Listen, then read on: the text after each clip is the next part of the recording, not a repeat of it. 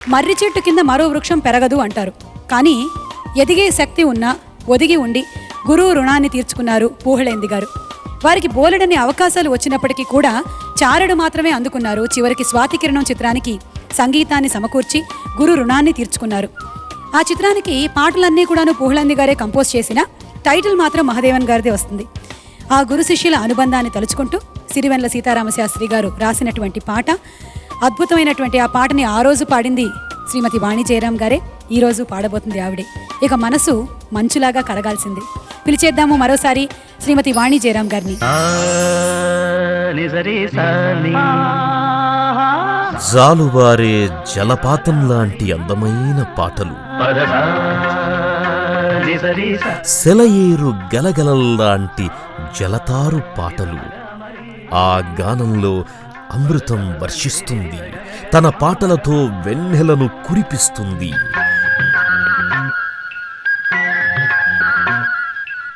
ఆవిడ పాడితే సరిగమలే పులకిస్తాయి, స్వరాలు నర్తిస్తాయి. అద్భుతం, అనన్యం, మధురాతి మధురం ఆ స్వరం. తన పేరే శ్రీమతి వాణి జయరాం.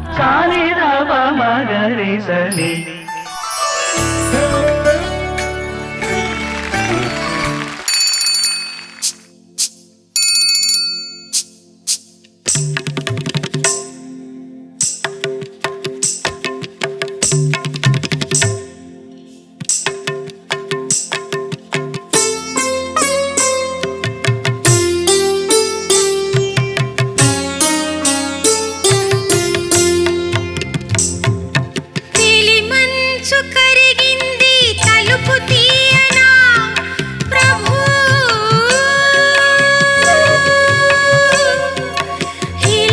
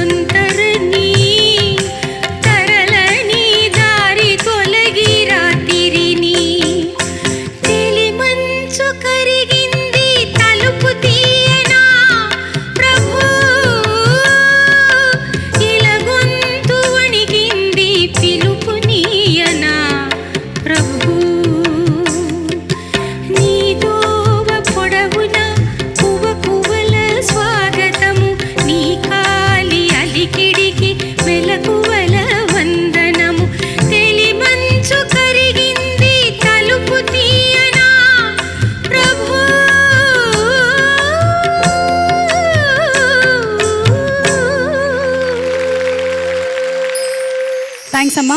మరో అందమైన అద్భుతమైన పాటని మాకు వినిపించారు. నాకు తెలిసి సంగీతం బేస్ చేసుకొని వచ్చేటువంటి రియాలిటీ షోస్ ఏవైనా సరే స్వాతి కిరణం చిత్రంలో మీరు పాడినటువంటి ఈ పాట కానివ్వండి, ఆనతినియరా అనే పాట కానివ్వండి, లేకుండా అది కంప్లీట్ అవ్వదు. ఇది అతిశయోక్తి కానే కాదు. థ్యాంక్ యూ సో మచ్ అమ్మా. Thank you. I'm so grateful to ETV అండి. ఇక్కడ ఇంత పెద్ద ఫంక్షన్లో నన్ను గుర్తు పెట్టుకుని ఇక్కడ పిలిచారు. Thank you so much. Thank you so much అమ్మా. Thank you.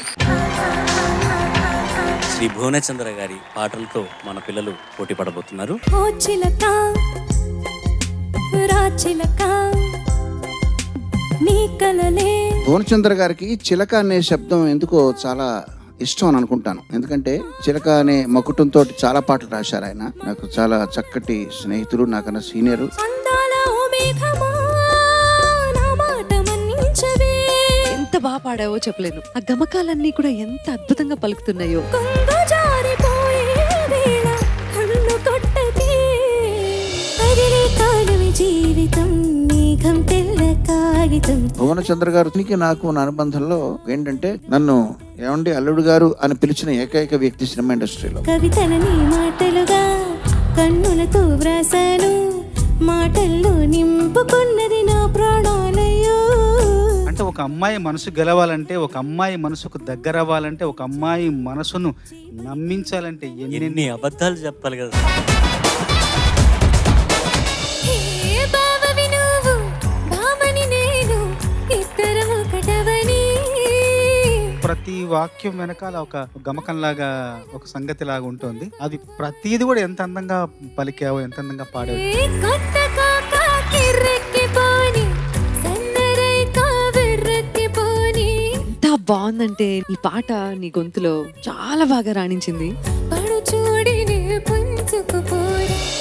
అందమైన పామలు, లేత మెరుపు తీగలు, ముట్టుకుంటే మాసిపోయే కన్నుల అందాలు అని నమ్మిన మానవతా మూర్తి, సాహితీ రంగానికి ఎన్నో సేవలు చేసిన ఒక గొప్ప భువనంలో చంద్రుడు పాటలు మనం ఈరోజు పాడుకుంటున్నాం. హే నువ్వేనా నా కళ్ళకొచ్చింది, నా మనసంతా తెగ అల్లరి చేసింది.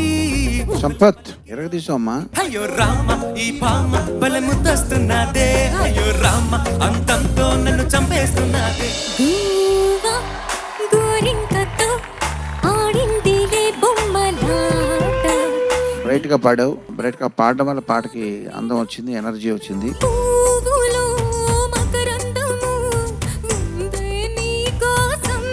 మనల్ని ఎవడరా ఆపేది? మనకు రావా గమకాలు? తీర్చుకో ఆదాహము, దాచి పెడతాను నా సర్వము. కండ పెట్టరో కన్ను కొట్టరో. ఓ ఏమి సలహాలు ఇచ్చి మోటివేట్ చేస్తున్నావు ఇంత అందంగా పాడడానికి వీలుగా? వీడికి కొంచెం పొగడతలు వచ్చిన కొద్ది కొమ్ములు వస్తూ ఉంటాయి. అవి తగ్గించడానికి లేనిపోనివి చెప్తే ఇలా అయ్యాడు. అది రే సరుకు ముదిరే. ప్రతి మగవాడి విజయం వెనకాల ఒక రౌడీ చెల్లెలు ఉంటది. చలో చలో యకా యకి చం చం కలేసుకో ప్రియా ప్రియా కం కం. ఈ 7గురిలో ఎవరైతే లీస్ట్ మార్క్స్ గెలుచుకున్నారో వాళ్ళు ఒక్కళ్ళు ఈ కాంపిటీషన్ నుంచి ఎలిమినేట్ అవుతారు.